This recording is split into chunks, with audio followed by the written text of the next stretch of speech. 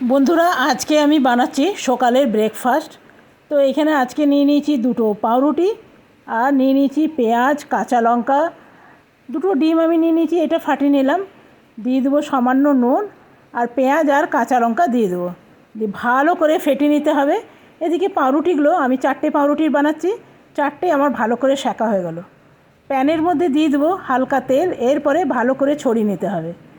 এরপরে অল্প ডিম দিয়ে দিয়ে পাউরুটিগুলোর মধ্যে এমনিভাবে সেঁকে নিতে হবে। এরপরে পাল্টে দেন, খুব সাবধানে পাল্টাবেন, না তো ভেঙে যাবে। আর উপর থেকে আমি এই রকমভাবে আরেকটা দিয়ে দেবো, দিয়ে মধ্যে থেকে কেটে দেবো, ব্যাস, তাহলে পাল্টাতে সুবিধা হবে।